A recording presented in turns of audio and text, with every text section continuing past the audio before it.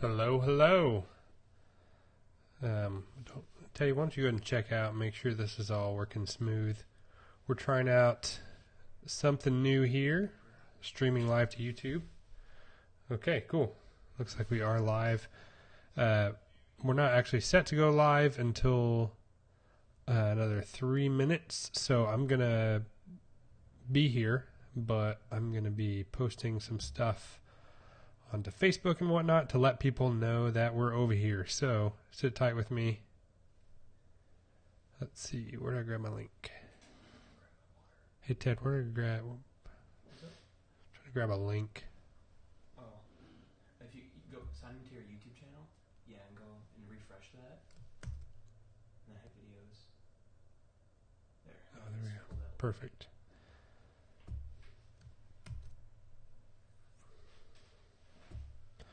All right.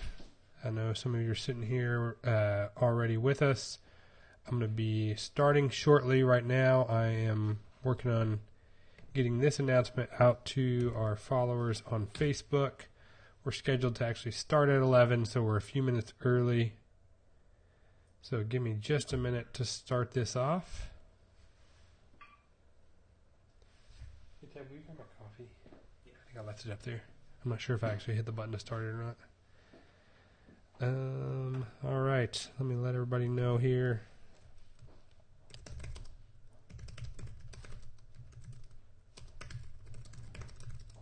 If you have questions, comments, please go ahead and leave them below. I'm going to answer all of them I can. So drop them below. Post this in another spot. We were talking about it yesterday. So here we go.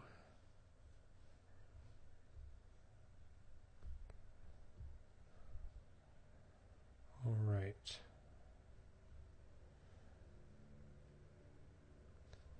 Okay, shared a couple spots. We're about to go live here very shortly, guys. Thanks for sitting tight with me.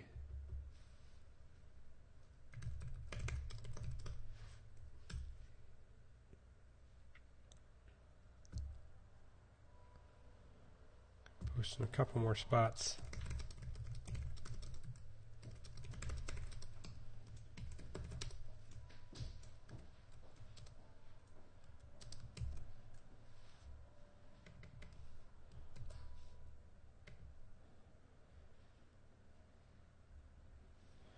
Almost ready. Okay.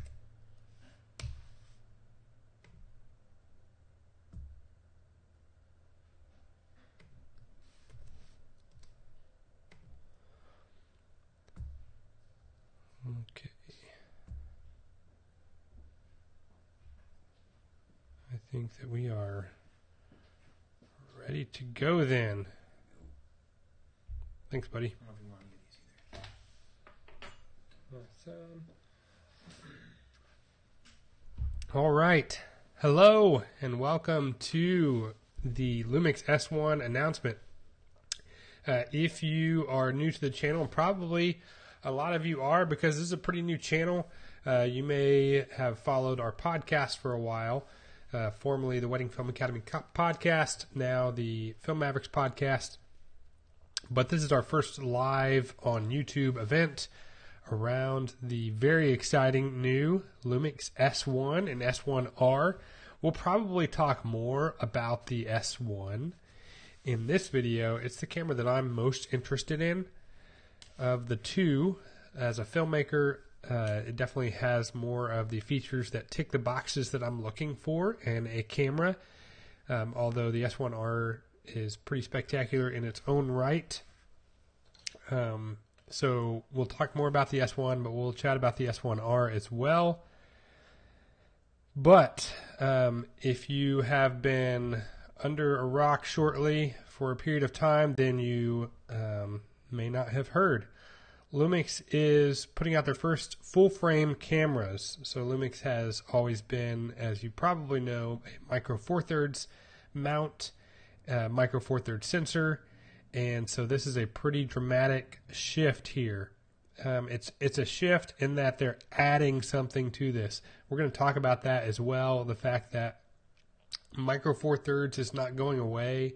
They're very much still working on future Micro Four Thirds cameras, on future Micro Four Thirds lenses. That's actually one of the things I'm most excited about for 2019. Is one of the new lenses that was announced for Micro Four Thirds. The 10 to 25 f1.7, I believe it is.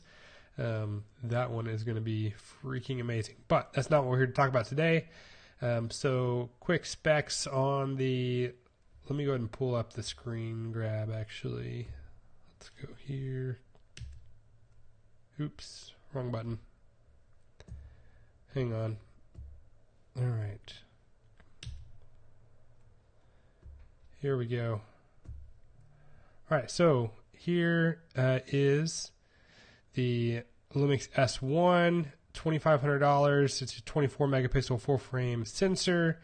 You can do 4K 60 video and 10-bit HDR recording. This is the feature everybody was looking for.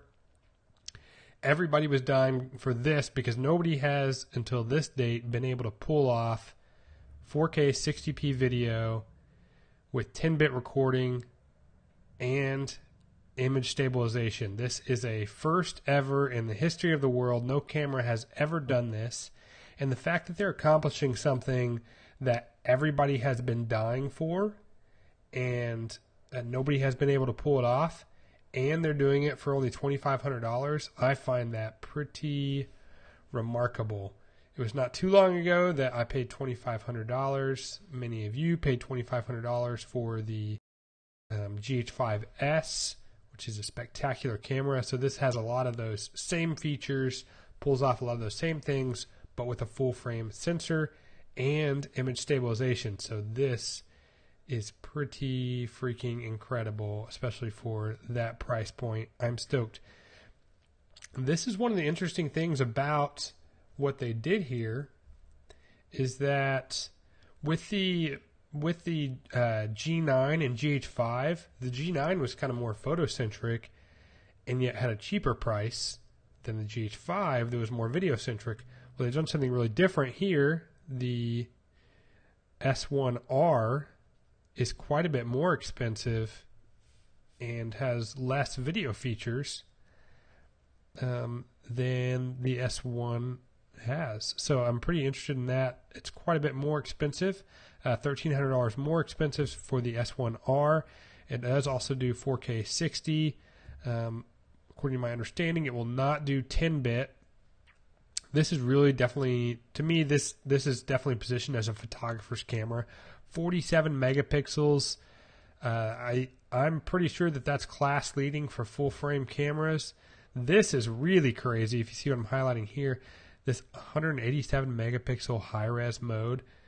The S1 is also going to have a high res mode. Basically what it's doing is it's doing something similar to what the G9 did, where it shifted the sensor around and then combined all the images in camera into a super high resolution raw image.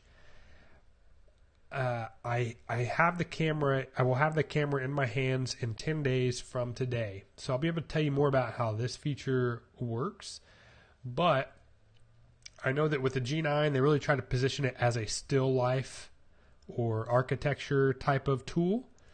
And this time they're positioning it as a landscape tool, which means it's going to use some sort of different technology in order to stop motion in leaves and grass and clouds or whatever, because the G9 couldn't do that. So if there were things that were moving in the image, you would see some sort of weird artifacts from that. But they're positioning this as a landscape camera this time, which means they've done some sort of juju magic to fix that problem. I don't know what exactly they did, but again, in 10 days, I will be able to have more info about it because I will have the camera in my hands. So definitely stay tuned. Subscribe to the channel because I'll be posting more videos once I have the camera in my hands, because I want to give you more info as we go, and I can actually give you info, hands-on kind of thing. I'd like to do another live video so I can answer questions holding it in my hand and showing you the camera, but that is 10 days away, unfortunately. I'm headed to Mexico in a couple of days, so right when I get back from Mexico is when I get my copy. So, Ted's got a couple of comments. Brandon saying that price jump doesn't really make sense. The $1,200 price jump. Yeah, the $1,200 price jump, 12 or 30. I think it's almost $1,300 price jump. I kind of agree with you. I don't know, at least from my perspective as someone who primarily does video, it would be very hard for me to justify the price point difference going up to the S1R. If I was primarily a photographer, I could see it, especially if I'm a photographer who is making really large prints, then it certainly could have a good use with that huge resolution, 47 megapixel and the 180 whatever megapixel high res mode. That's just going to be nuts. It's going to be really interesting to see, especially I'll be interested to see, like, if I have a model who's very good at standing still, like, will I be able to pull off something? Will I be able to pull off something with them in that high res mode or not? That'll be an interesting test to do. I know they're not positioning it that way, so the answer is probably not. But who knows? All right, I'm gonna rip Sony in the chat. Oops. Let's close that out. Yikes. Okay. The autofocus. All right, let me go back to this. Okay, cool. Sorry, there was a couple other questions, maybe. Yeah, someone said, "How about the autofocus?" So it's still using the same depth from the focus auto system. They are saying it's they made some significant improvements. I will, that's yet to be determined. I'm going to say I believe that they made some significant. I believe that statement. The reason I believe that statement is because if you've done the firmware updates on the GH5S, you saw that there was a dramatic improvement in the autofocus when they started making those improvements in the software. And so if they're saying they made another dramatic improvement, then I believe it, because they have proven to be trustworthy in regards to that. So they have a proven track record of saying that they can pull this stuff off and then doing it. And so, I believe that they will have made that improvement, but, I don't know yet. I'll see in 10 days. I will say I'm still very much at the place as a filmmaker where I just really like manual focus. I think that the look that manual focus gives feels more natural to the eye. I'm able to not have the camera make, one of the things I do on this channel is to critique people's films, and I can tell when they're using autofocus. There's just a look to it that I find unattractive most of the time. And oftentimes I also see that the wrong choice is made on what to focus on. They're shooting a bride and groom and they're dancing, and it should be focused on the person's face who's visible, but instead it's focused on the back of the person's head. So I still think that for video shooters, in most situations, manual focus just makes more sense. It's a skill that you should learn. However, I do believe that there will be a time when maybe that's not true anymore. Technology is advancing so rapidly. There may be a time in the not too distant future where that becomes less and less true, as these cameras get smarter and smarter. They did talk about a new artificial intelligence that's put in to the camera in terms of the autofocus, which I find really interesting. It can do face and eye detection, which it could do before, but it can also do body detection as well. And so it sort of defaults back, I think, from my understanding, and I could be wrong about this. Again, I'll have the camera in 10 days, so I'll be able to tell you then. But it would put a priority on the eye if it can find it, and then the face if it can find it. And if it can't even find that, it'll put a priority on the body. And so I think that's really interesting that it's sort of using that sort of intelligence, that level of intelligence in helping to decide what to focus on. So I like the way that they're thinking outside the box there. They even can do animals. I saw a test that Gordon Lang did where he was shooting some like pigeons on the ground, and it had little boxes around all the pigeons when he put it into the animal mode. So it apparently is very smart at finding things, but finding things and focusing on them are two different things, right? So yet to be determined, but it will be very interesting to find out. Yeah, Jared goes, manual focus is great for everything, but he's autofocus for gimbal work, so that's fine. Yeah, so Jared says that he wants to primarily use autofocus for gimbal work, and that makes total sense because if you're operating a gimbal, and this is less true today if you get some of the more modern gimbals, some of the most current gimbals, but if you have a gimbal that does not have a manual focus puller on it, then that's going to be really hard for you to pull focus and walk with the gimbal. It's going to screw up your balance. It's going to have it's going to create jitters. So I totally get that. Yeah, that could be a great use for it. And just knowing that, those are going to be shots that you're not probably going to use a super long shot of. Maybe they're shorter clips. And so when the autofocus does do things that are undesirable, you could sort of cut around that in the edit. But yeah, I know a lot of people use autofocus pretty much just when they're on gimbal, and that makes a lot of sense too. What's that? Uh-oh, somebody says rest in peace, Sony. Okay, I wrote a few things down that I want to talk about as well. A few features that people are talking about, some things that people are not talking about that I think are really interesting.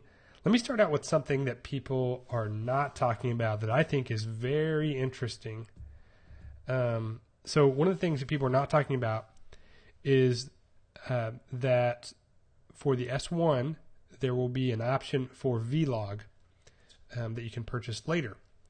And this was true for the GH5 as well. You could purchase Vlog L after the fact, but they are saying that you're going to get full Vlog. So not Vlog Lite, but Vlog, which means you're going to get the full dynamic range of a Vericam camera if you want it. Now, I know a lot of our audience shoots weddings, and if you're doing weddings, I don't really advocate for shooting in log, but when you're shooting other projects, that could be super beneficial to have the full dynamic range of a $25,000 Vericam camera and a larger sensor than the Vericam.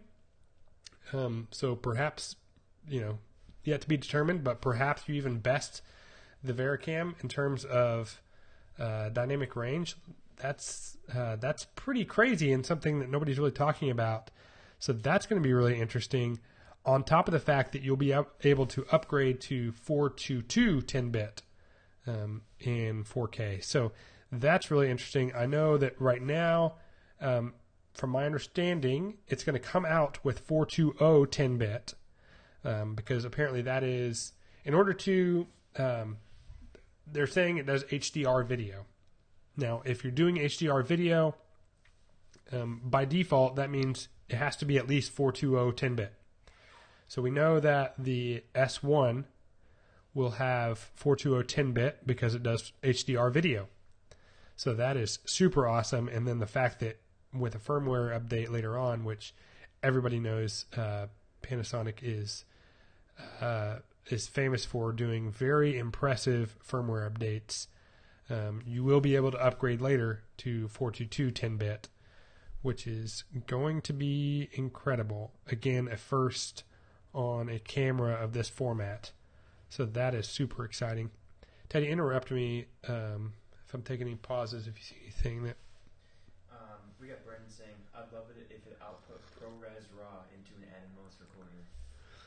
ProRes RAW would be super cool into an external recorder, and who knows, my guess is if they were to do something like that, it would probably have to have a crop on it. But who knows, that maybe that's something that they can do with a firmware update down the road. That would be amazing, but yet to be determined. Speaking of crops, let's talk about crop factor. This is a full frame camera, obviously.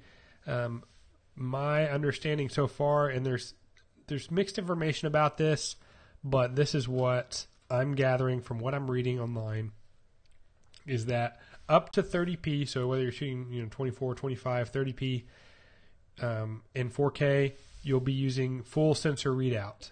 You'll be using the full sensor.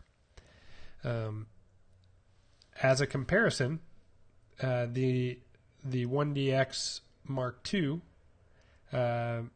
crops in to 1.3 when it's shooting in 4K. So we're using the full sensor up to 30p, and when we get to 60p, they do a 1.5 crop factor. Now, I know a lot of people will complain about this. However, I will say there's not even any APS-C sensors, APS-C cameras. Actually, I could be wrong about that. Actually, the Fuji, I just remembered. I was going to say no other cameras are doing that. But Fuji is with the APS-C sensor doing 4K 60p. So I stand corrected on that. But you'll have the advantage of using the full sensor when you're in 24 or 30, which is probably what most of our users are going to be in most of the time. I would hope most of the time you're going to be at 24. And then you're using 60 on those more special moments where you think you might want to slow things down later. Most of the time, you're probably not going to be shooting in 60p, but it's amazing to have. I have become a super fan of 4K 60p using the GH5 and GH5Ss, and so I know I will use that a lot. And I will have a sensor in that case that is, my math is terrible, but quite a bit bigger, right? From a 2x crop to a 1.5x crop, so quite a bit bigger. I guess that's 50% bigger sensor to be able to do that with. Yeah. So from my understanding, I may do some comparisons to like a 1DX Mark II in this video, because it's the only other camera that has a full frame sensor that shoots 60p. And so because that's sort of the headline feature of this camera, I think that's a fair comparison to be making. So that's why I'm going to talk and sort of compare it to 1DX2 just because of that. But again, on the 1DX2, from my understanding, you're at a 1.3 crop throughout the frame rates if you're shooting in 4K. It may crop in more on 60, but I'm not sure. If anybody knows the answer to that, drop it below and let me know. Speaking of that, a lot of people are talking about price, and most of what I hear people saying about price is saying this is way too expensive. I find that strange. I'm not sure what you expected. Let me show you something. I'm going to go into here and show you what I've done. I put together a shopping cart here on Adorama. So this is, I put together this cart. This is a S1 with a 24 to 105 f4 lens. I added the battery grip, and I also added the 7200 f4. So this kind of gives you a very huge zoom range from 24 to 200 at a constant f4. You've got the battery grip, and it even comes with an extra battery that they're throwing in on all the pre-orders. A $90 battery they're giving you for free, so that's a nice little perk. And it comes in at $5,445.97. Okay, so if you are used to buying Micro Four Thirds gear, this may feel a little bit expensive. However, if you're used to buying full frame gear, this is pretty stinking reasonable, particularly because of the specs. So again, because we're talking about the headline feature being full frame, 4K 60, image stabilization, 10-bit, the closest thing that we can get to is a 1DX2, which does not have 10-bit. I'm like 90% sure. I'm not a Canon guy. I'm like 95% sure it doesn't have 10-bit. But I know it does not have image stabilization. So it does have the 4K 60p on a full frame sensor. So again, I'm going to compare it to that. I put together a basically the exact same kit. So you've got the Canon 1DX2. We don't need a grip because it has the full-size body. And then we put the 24-105 f4 and the 7200 f4. And we come out at $7,797. So we have a whopping difference of almost $2,300 that we save on this. And we have an actual, like a new camera, a camera that's not several years old and has way more features. So to the people who are expecting to pay a lot less, but have all of these features, I'm confused. This camera is certainly not going to be for everyone. It's not going to be for the person who doesn't have that type of budget, of course. But for a camera that has these features, to me, the price makes a lot of sense. I don't know how they would have done it for less. What's that? Yeah, what questions do you have? If you do have any questions, drop them in the comments, and I'm going to talk about them. I don't have a whole lot longer to be on this live stream, but happy to help answer any other questions while you can.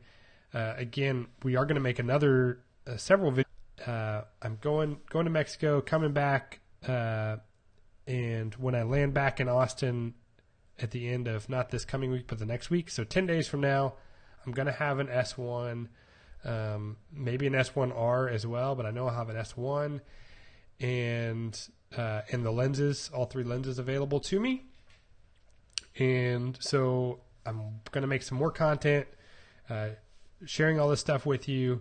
So yeah, make sure you subscribe because I'm going to have a lot more content. I'll be one of the few people that has one before April. So there won't be a lot of people who get to make the content, so we definitely feel thankful in that way for sure. Got a question here. From the Harringtons, would you suggest upgrading to this from a GH5? Aside from 4K 60, what does this offer that an A7 III doesn't? Teddy, come here. Yeah. I'm going to let Teddy read the question into the mic. All right. The question from the Harringtons is, would you suggest upgrading to this from a GH5? Aside from 4K 60, what does this offer that an A7 III doesn't?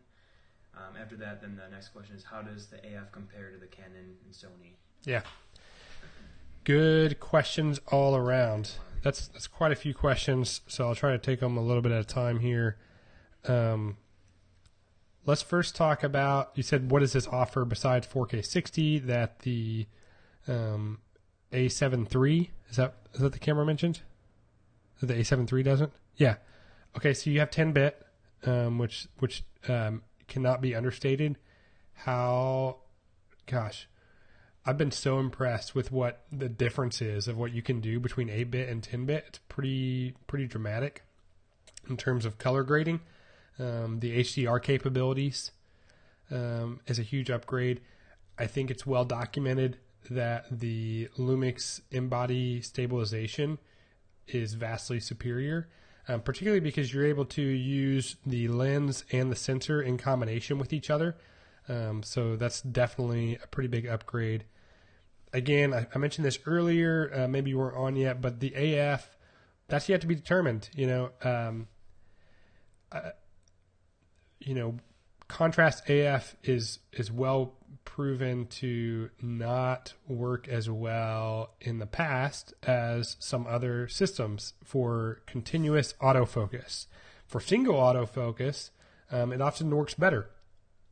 For single point autofocus, faster. So like for photos, a lot of people find that the the contrast depth from to focus autofocus system works better than any other platform, and they are claiming that it is the fastest autofocus system for that. Now we'll see how it works with video. That's very much yet to be determined. I'll have the camera in 10 days. I'm going to give you an honest review about it.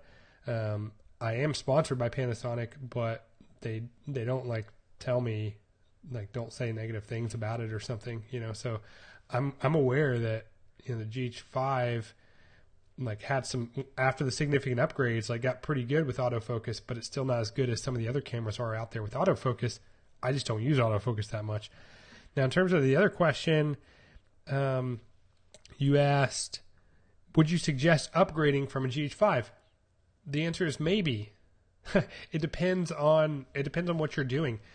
For the work that my team does, we will add this to the kit.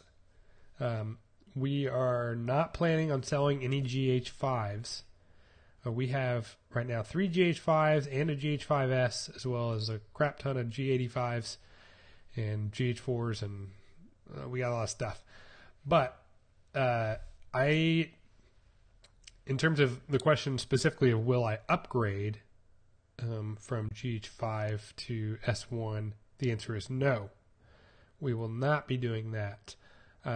But we will be adding it to the kit, and we will be using it in certain situations more than GH5, and probably in most situations we'll be using the GH5 more because it is still such a fantastic tool for the kind of work that our team is doing on a regular basis. And the reason why I say maybe is it so much depends on the kind of work that you're doing. And so I'll just give you a 30-second version of what we do here. So I have 2 companies, Ladybird Studios.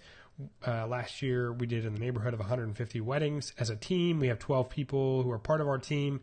And so we're sending out lots of gear all the time, primarily for weddings. And I find that the GH5 is just such a freaking fantastic tool for weddings. And we have all the lenses and everything around that. At this point, it doesn't make sense for me to get rid of all our GH5s and get a bunch of S1s and all new lenses and all that stuff.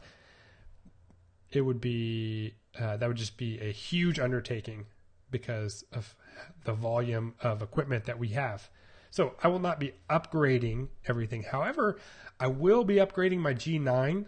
I have a G9, and I do consider this a pretty huge upgrade to my G9 because I've been using my G9 for photography, and full frame cameras have, in my opinion, a significant advantage to a micro four thirds sensor for photography. I have loved using for certain types of photography, I should clarify. And I think wedding photography is one of those things, to be honest, and I haven't felt super limited. I've shot lots of weddings with my G9 and GH5 as a photographer and have enjoyed that. My preaching on micro four thirds sensors has always been about video. If you followed me for any length of time, you know that is true. I've always preached the benefits of micro four thirds for video. I haven't really preached that for photography, although there are certain types of photography that it certainly is beneficial for, things like wildlife and stuff like that, where you can have an incredible amount of reach in a very small lens, that sort of thing. If I was a birding photographer, I would definitely be sticking with a G9 with the Leica 100 to 400 millimeter lens, no question, because what you can do with that camera and lens setup is remarkable. In so much of a smaller package than what everybody else has to have with a full frame sensor. So it depends on what type of photography you're doing, but for wedding photography, I think there is a significant advantage to a full frame sensor. So the G9 in our kit will be upgraded, and I'm going to call it an upgrade. I think it's fair to call it an upgrade, but we won't be replacing our GH5s with the S1. What's the word? What's the word on low light? I mean, the word on low light. Who asked this question? This was Peter Ponte. Oh, Peter Ponte. He is the Photoshop wizard. Peter likes to make Photoshop jokes on Facebook and claim that I hired him to do so. Looking forward to meeting you in Mexico, Peter. That's going to be fun. The word on low light is basically like bigger pixels make cleaner images. You know, it's a big part of the reason. It's not the only reason, but it's a big part of the reason why the GH5S had such incredible low light for that size of sensor. It was a little bit bigger sensor. It's not truly a micro four thirds sensor. It's a little bit bigger than that. But it's close, right? It's almost micro four thirds sensor. But they went down on the megapixels so that you'd have larger, each pixel would be bigger, right? So with a full frame sensor, you're going to have much bigger pixels. So the word is, it's going to be at least standard to what you're used to seeing from very current new full frame sensors with a similar megapixel range. And that's kind of the best that we can do at this point. Again, in 10 days. God, Peter, I wish I was bringing it with me to Mexico, but they weren't going to have one ready for me in time. So, unfortunately, I have to wait 10 days. But I am stoked to see what it can do in low light. I know that it will be excellent. I know that it will be better than the GH5 in low light.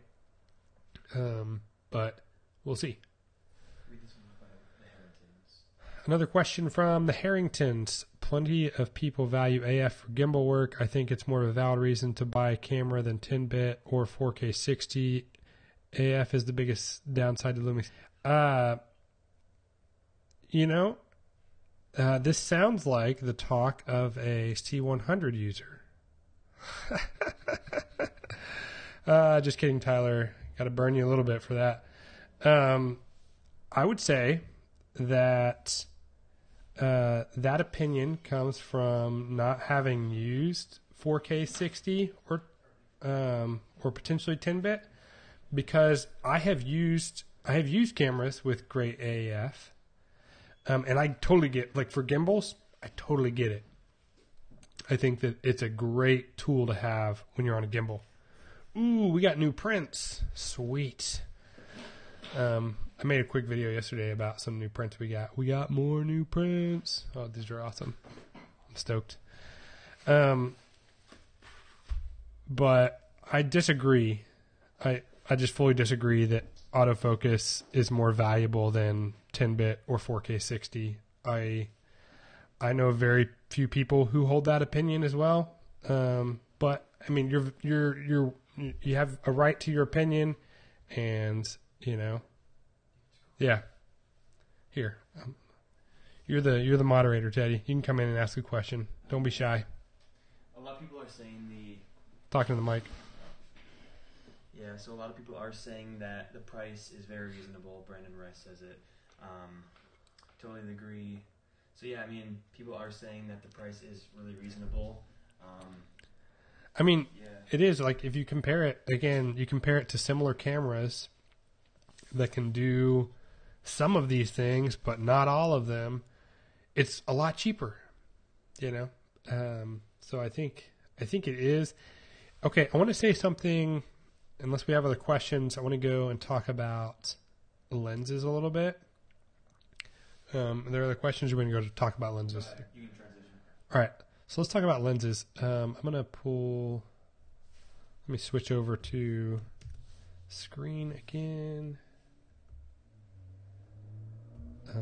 Okay. All right, here we go. This is exciting right here. So this was one of the things that was a big question mark, and this is always true if a camera's going to if a camera manufacturer is going to do something as big as start with a new size sensor and a new mount. This is the biggest question. I remember this whole thing happening when Sony first came out with their full frame. Like when they first came out with the A7, this was always like the sort of the hinge point for a lot of people is, well, I can't switch because, there's not lens options for me. And for a long time there weren't. It took a long time for Sony to kind of get to where they needed to with lenses, and now they're totally there. They have, all the lenses you could really want.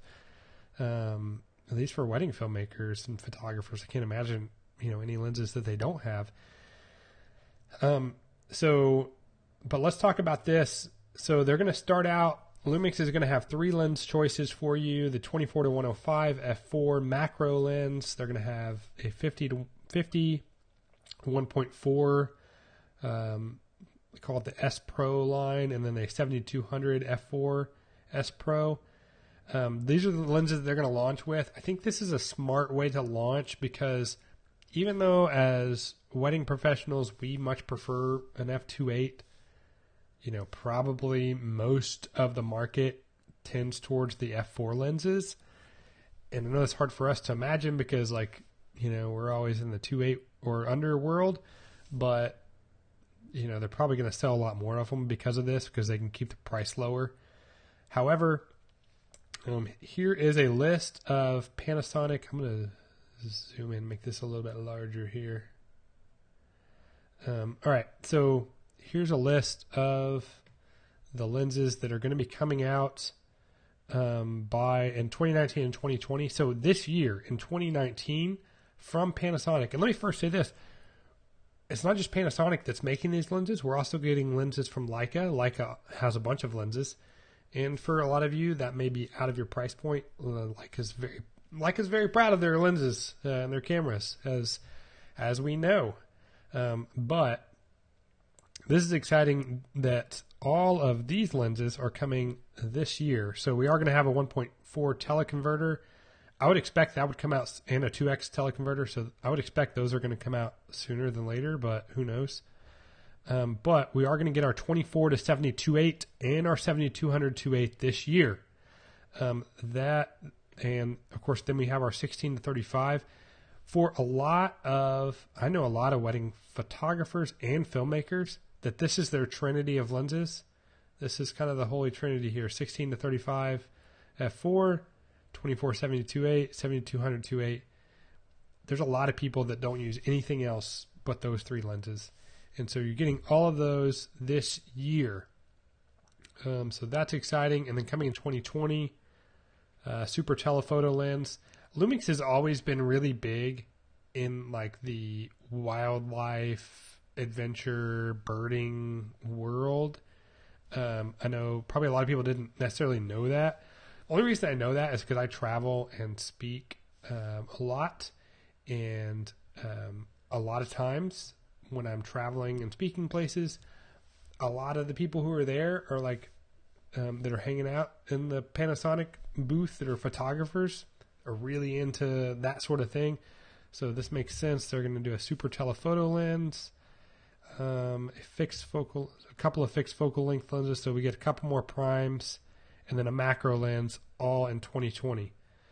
So quite a few lenses all coming within 2 years, but even just within the first year, actually, since the camera comes out in April, that's going to be in the first, within 8 months max. We're going to have the main 3 lenses that wedding people are going to want, all from Panasonic. But that's just from Panasonic. We already have a lot of lenses available from Leica, which again, definitely on the pricier end of things. But this is exciting here. So Leica says 18 lenses available by 2020, by the end of 2020. And then Sigma is going to have 14 lenses available in 2019. So I don't know how fast all this will be. It could be really quickly because Sigma already has so many full frame lenses. My guess is, and I don't know this by any means, I have zero inside information from Sigma, but my guess is they've already got so many lenses that are built around full frame sensors that all they would really have to do is remanufacture the mount.